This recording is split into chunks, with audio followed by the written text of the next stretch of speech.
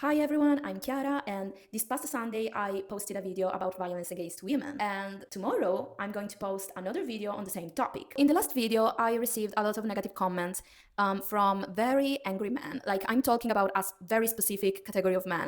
I'm not talking about men in general, because there are a lot of very good men out there, like true men, respectful, peaceful, with everyone, not only with women in general. But obviously my video attracted the the angry men, which are like, and they wrote a lot of comments, but actually the comments are all the same, really. So since I'm tired to answer to every one of them, I'm going to answer these comments in general right now in the first 5 minutes of my video, because I know that they don't watch my video. Actually, most of them just read the title and comment.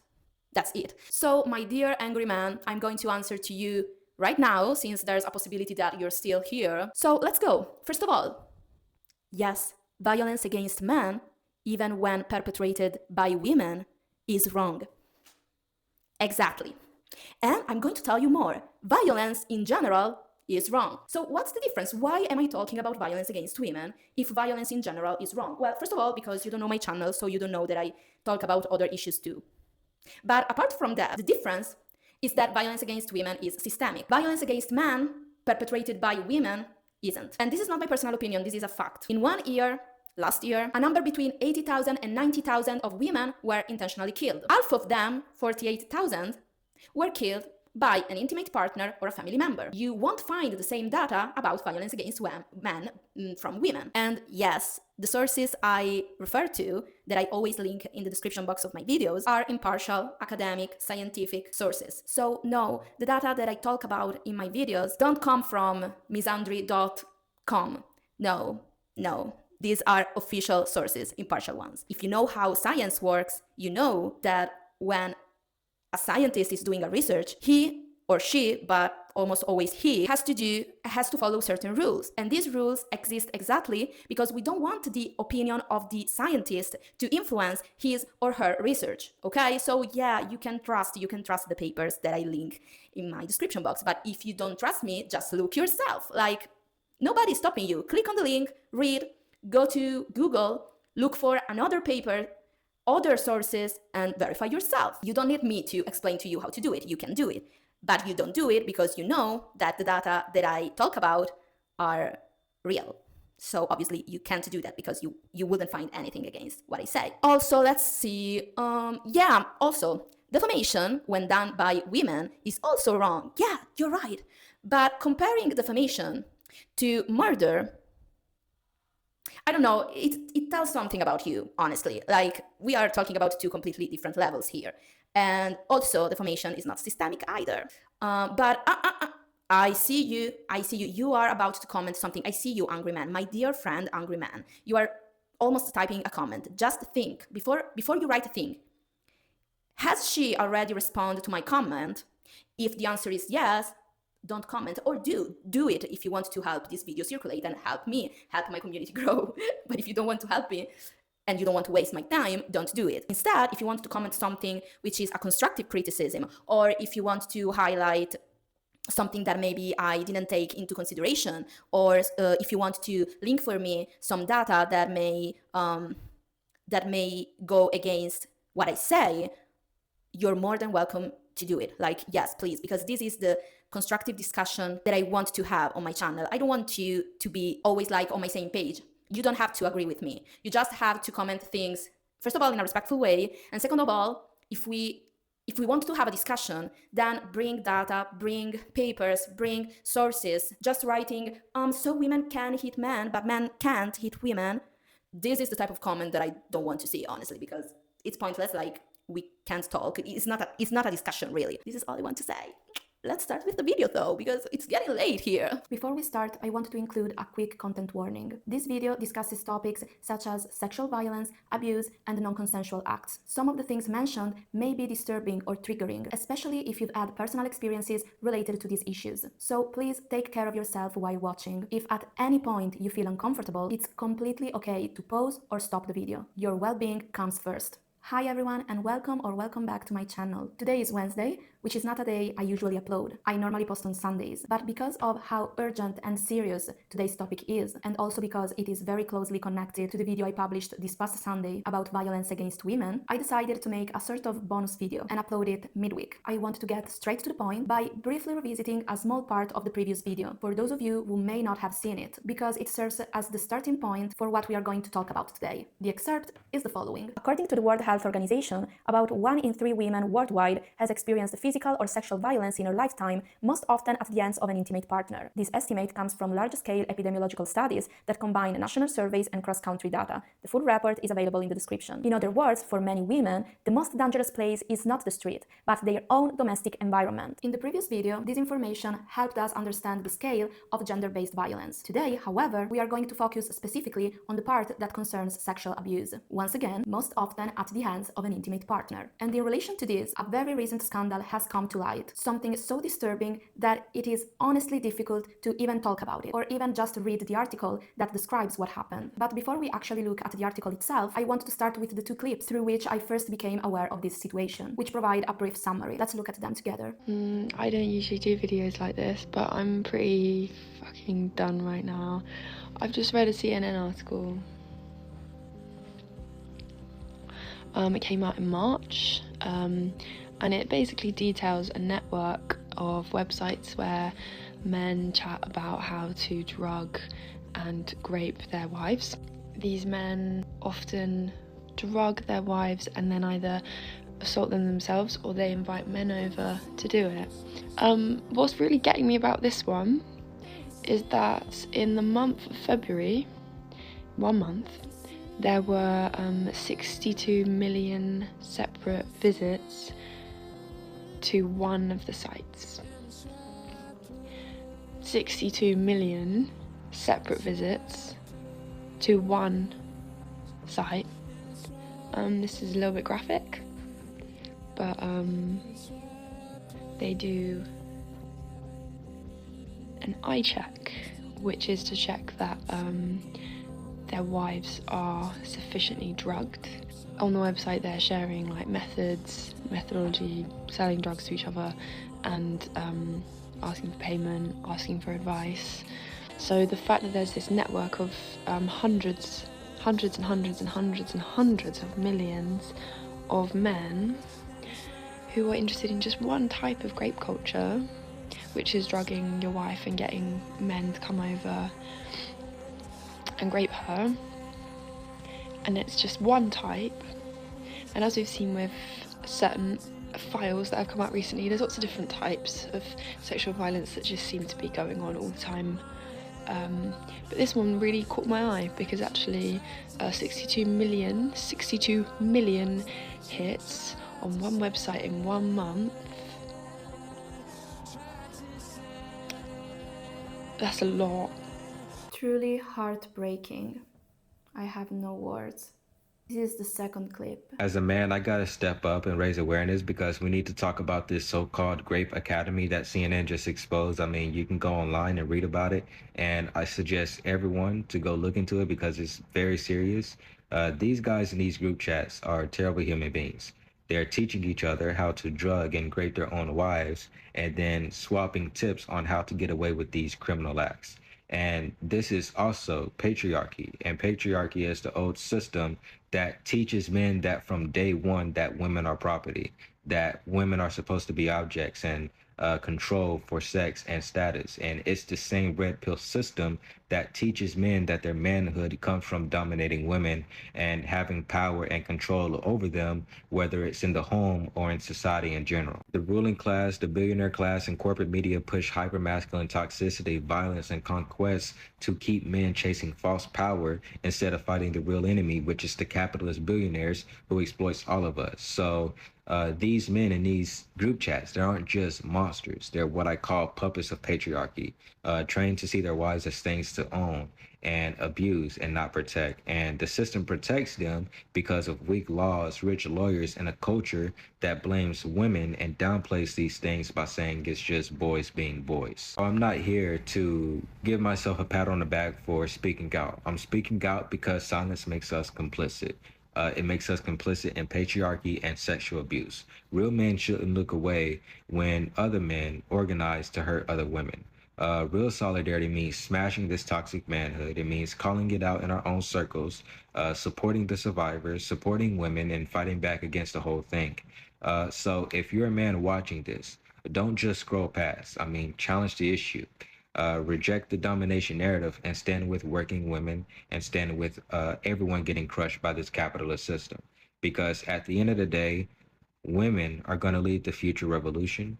So they are vulnerable people that we must protect from here and now on. The article these clips are referring to is the following. Let's go through some part of it together. I know this might feel a little bit heavy or more theoretical for a YouTube video, but when we are talking about something this serious, I think accuracy really matters. On the very first page, there's a warning about the explicit nature of the content. If we click on proceed, this is what we read. This is Piotr. He lives in Poland with his wife, who's in her 40s.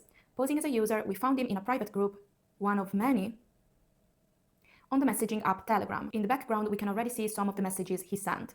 Like, for example, I managed to record a clip once when I had my last two pills. My wife doesn't even know that I recorded it. And then we can see the hashtag iCheck, which refers to the exact practice mentioned in the first clip we saw earlier, and is used to make sure that the woman is sufficiently drugged, sedated, and therefore doesn't wake up. At any hour, men from around the world gathered on the Z group to swap advice on drugging and then filming the sexual assault of their partners while unconscious. The abuse, shared via video and pictures in this group, was treated as a commodity. In the background, we can see another message. How much are you willing to pay to watch me my wife while she sleeps? Disgusting, terrifying, aberrant. Anyway, this is where the actual article begins, so let's go through it together. So, a CNN as equals investigation, the title is Exposing a Global Rape Academy, and the subtitle is In Shocking Group Chats, Men Encourage One Another to Drug and Assault Their Wives and Swap Tips on Getting Away with It. Also, here we can see that this article was published on the 26th of March of this year, so is very, very recent. Moving on, one porn site, motherless.com, is home to more than 20,000 videos of so-called sleep content uploaded by users, with hundreds of thousands of views. The website, which had around 62 million visits in February alone, and whose core audience is in the United States, described itself as a moral-free firehouse where anything legal is hosted forever. The legality of some material posted is in serious doubt, obviously, and so-called sleep content is categorized using descriptive tags such as pass out and eye check. In these videos, men film themselves lifting the closed eyelids of women to show they are sleeping or sedated, with some eye check videos surpassing 50,000 views. Inside the Motherless website, members trade advice on how to drug their partners. On the Z chat group, which a Motherless user had linked to and where we first met Piotr, they do the same. There's also an exchange of messages between Piotr and two other users. So Piotr said, been wanting to do this to my missus for ages. I can get the drug, but honestly, she's scared of overdose. And the first user replies, always start low, you're thinking long game, so if first time ain't enough, up the dose. And user 2 wrote, a number of milliliters in a milkshake. Did her well, but she was not out enough and had no more drug on me. One Motherless user claimed to be running a business selling and dispatching sleeping liquids to any address in the world. The man, who said he was based in Ceuta, a tiny Spanish exclave on the North African coast, said on his Telegram account that it would cost 150 euros, which is approximately $175, for a bottle of the liquid, that he said was tasteless and odorless.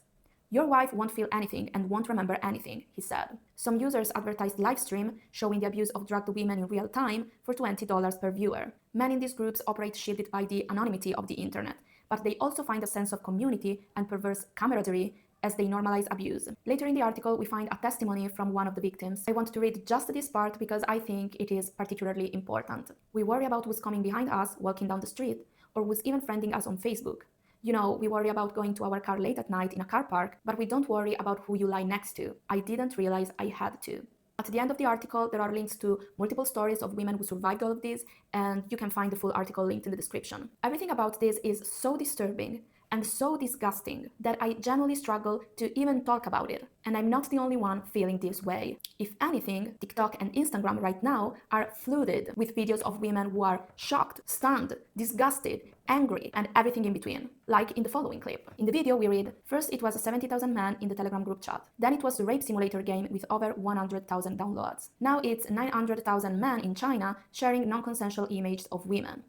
and they still wonder why women are so angry. Before we even get into the comment section as a whole, I wanted to start with one specific comment written by a man, which says, 100 radical feminists versus fact-checking. But don't worry, I did the fact-checking myself, and I've linked all the sources in the description so you can verify everything. The part about the rape simulator game with over 100,000 downloads refer to the game No Mercy, which appeared on Steam on March 2025. This is not made up. Multiple sources confirmed that the game included themes of rape, coercion, and incest. Its page explicitly mentioned incest, blackmail, and unavoidable non-consensual sex, along with claims like become every woman's worst nightmare and never take no for an answer. As for the 100,000 downloads, I wasn't able to find a solid source confirming that exact number, so it's possible that that part was exaggerated. But honestly, the real issue is that a game like this existed at all, and that people played it, regardless of the exact number of downloads. The part about 900,000 men in China sharing non-consensual images of women refers to the Mask Park Treehole forum scandal, which emerged in the summer of 2025, so last year. Again, the fact is real. A large Chinese language Telegram network was used to share sexually exploitative videos and images of women without their consent, many of them recorded secretly. One of the main groups had over 100,000 users. China Digital Times, citing Southern Metropolis Daily, reported more than 100,000 active members and at least 20 sub-channels. The figure of 900,000 seems to refer not necessarily to the number of men in the single group, but to the broader scale of the material or the number of victims involved. So now that we've established that these claims are perfectly grounded in reality and that no radical feminist just made them up, let's take a look at the rest of the comments. Across all the videos we've looked at today, I found dozens and dozens of comments repeating the exact same thing, and the ones I'm about to read are all from the comment section of just this last video alone. We can read, "Tea up, by the way. Are we forgetting about the tea up? Ooh, like that tea up that you used. Tea up. Tea up?" But nothing to say about more than 4 million women on the T-App. Now, if you're wondering what the T-App is, it's an app where women share information about men they've had romantic or dating experiences with, for safety reasons. Critics raise concerns about privacy, the risk of defamation, and the possibility that it could be misused, for example, for personal revenge. Supporters, on the other hand, argue that tools like these exist precisely because women's negative experiences are often dismissed, minimized, or difficult to prove, and that sharing information between peers can function as a form of informal protection. So, yes, you can absolutely debate whether this app is right or wrong, but we are talking about two completely different levels here. On one side, we have sexual violence. On the other, you have a questionable tool that can be used in different ways. So using it as a counter-argument to downplay or deflect from this kind of crimes simply doesn't hold up. These things are not comparable at all. And if you genuinely believe that they are on the same level, then either you have a personal interest in framing the situation this way, or there is a serious lack of perspective. I completely agree with this comment. Comparing T-App to men sharing disgusting non-consensual images of women, man. And more importantly, if as a man, your first reaction after hearing something like this is to bring up the T-App as a way to say, well, women do things too, then something is off. That is not a normal reaction to rape and gender-based violence. Then we have another category of comments. So what do you want us to do now? What do you want me to do about it? I'm not the one in those group chats. And I did something, not me though. This again is not a normal reaction, because it starts from the wrong assumption. No one is accusing you personally. Responding like this immediately shifts the conversation toward individual defense, when the topic is clearly a collective issue. It becomes a way to remove yourself from the discussion, instead of actually engaging with it. And more importantly, it ignores something fundamental. Men, as a group, are the ones who hold the greatest power to change these dynamics. Not because all men are guilty, but because these behaviors are created, reinforced, and spread within male spaces, where they are often normalized or minimized by other men. This is exactly why more and more women have started addressing men directly. Let's watch this clip. 70,000 men are in a group chat on Telegram, sharing tips on how to stalk and SA women. Some of them even post videos of it. Now let that sink in. But I'm not here to tell other women how to be safe. We've been doing that my whole life. Walk in pairs. Carry your key in between your fingers. Don't park next to vans and text when you get home. We already know the drill. But this time I'm talking about men, because every time something like this comes up, y'all pop into the comments and say, not all men. Well, okay, but how are we supposed to know which ones? When one chat had 70,000 of y'all planning violence. So I'll ask you, what are you doing to protect your mom? What are you doing to protect your sister? What are you doing to protect your daughter, your girlfriend, or your grandma? You want women to change how they dress, where we go, how we act, what we do, and even what we say. But when are you going to start checking your boys, your cousins, your coworkers, and your group chat? Because this is just one group chat. just one. And to the ladies listening, I'll say this: treat every man like he could be one of them until he proves he's not. Because 70,000 isn't a fluke, that's a culture. Telegram isn't even banned here. They won't share their data with the US government, but yet TikTok is getting banned, and TikTok does share its data. So make that make sense. We need names, we need that list, and we need accountability yesterday. Exactly. Instead of constantly teaching women how to protect themselves, maybe we should teach men not to hit, rape, or kill women, because that is the actual problem. And as a man, you do have the power to challenge and change a culture that normalizes this kind of violence. But that cannot happen if the only responses coming from men are like this, are things like, I don't believe it, there's no proof. There is literally a lot of evidence, as I've shown you and as you can verify through the links in the description. Members, it didn't say men. This one is honestly ridiculous. I won't even waste time on it, but if you want me to debunk it, I can and I will do it. I just don't think it is necessary. I'm sure they were not serious. I do not believe that. Maybe it was just a joke thing. Don't stress too much about it. Telling women to not stress too much about something like this when there is a real risk of being drugged and assaulted, raped by their own partner and potentially other men, with videos and images being shared online, is completely out of touch with reality. I don't even know how can you say something like this? Like, you took the time to think about it, wrote the comment and post the comment. Like, in this process, throughout this process, didn't you think once maybe I'm writing something that is completely unacceptable? No, obviously no, apparently. And finally we have, how do I join? Like, arrest him. We have one of them. So yeah, if this is the attitude, then it's not hard to understand why nothing changes. At this point, I want to address men directly. Not to accuse you or to generalize, but to make something very clear. The reality is that you have influence in spaces where women don't. You are present in conversations, group chats, friendships, and environments where these attitudes are formed, reinforced, and sometimes openly expressed. And that gives you something extremely important: the ability to interrupt it. Because this doesn't just exist in extreme cases, like the ones we've seen today. It exists in smaller ways too, in jokes that go unchallenged, in comments that get ignored, in behavior that gets excused instead of called out. And the truth is that silence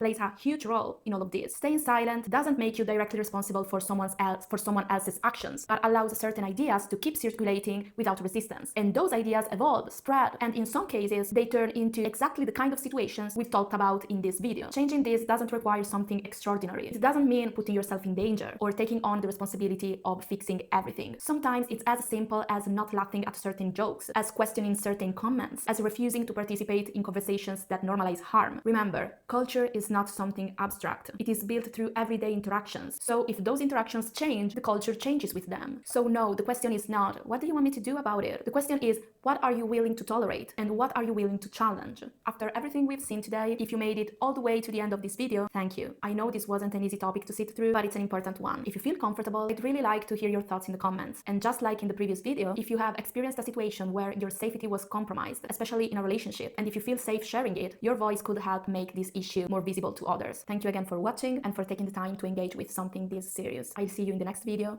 Bye.